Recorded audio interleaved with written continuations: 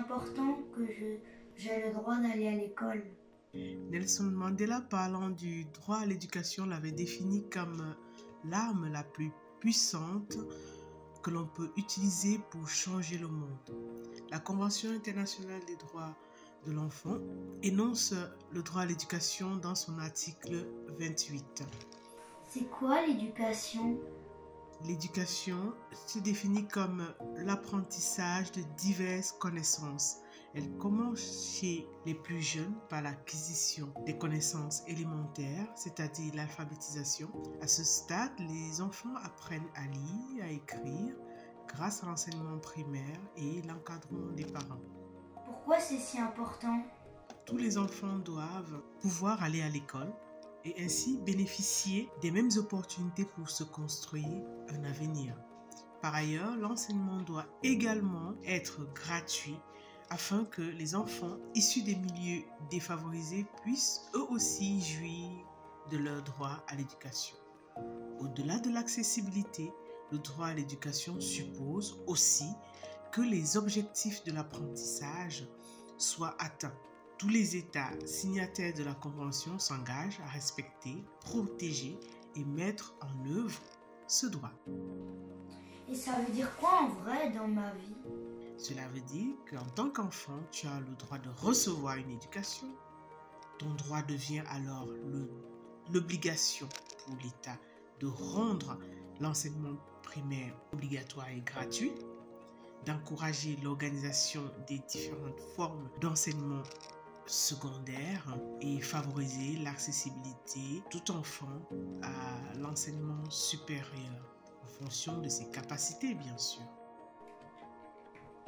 J'ai aussi le droit à des loisirs? C'est bizarre, ça veut dire quoi?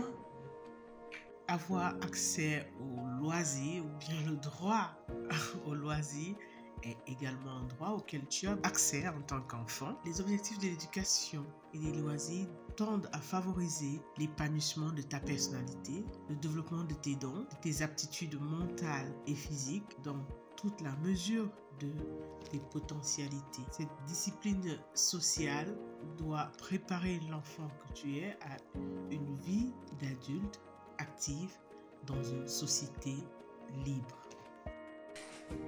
Et la Ligue, elle en fait quoi des droits de l'enfant? À la Ligue pour la lecture de la Bible, on est très attaché à considérer l'enfant et le jeune dans sa globalité. Aussi, son éducation est un sujet qui nous préoccupe également. La Ligue pour la lecture de la Bible propose des camps et des colonies de vacances depuis très longtemps, ce qui nous donne une expérience non négligeable en matière de vacances et de loisirs. Oui, souvent, quand on pense à la Ligue, on pense au colo. Nous avons effectivement une proposition de séjour très variée qui permet aux enfants et aux jeunes de trouver ce qui leur correspond, ce qui leur fait envie pour leurs vacances, sortir de chez eux, se faire des copains, des amis, s'amuser, être loin du quotidien et des écrans notamment.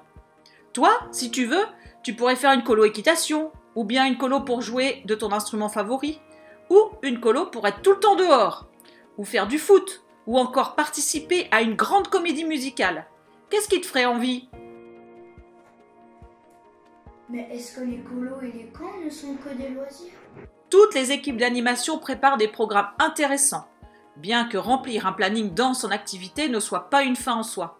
La question de la méthode a toute son importance. C'est pour cela que les questions de pédagogie sont toujours au centre de nos réflexions. Ainsi, faire un camp ou une colo, c'est l'opportunité d'apprendre énormément de choses. La socialisation et le vivre ensemble vont se retrouver sur tous les séjours, mais pas que. Inutile d'aller très loin pour pratiquer l'anglais par exemple, avec les séjours interaction au Rimling Beach. Mais peu importe la colo ou le camp, toutes les activités, même ludiques, participent à la croissance de l'enfant et à son épanouissement. Il y a même des expériences que l'on ne retrouvera nulle part ailleurs.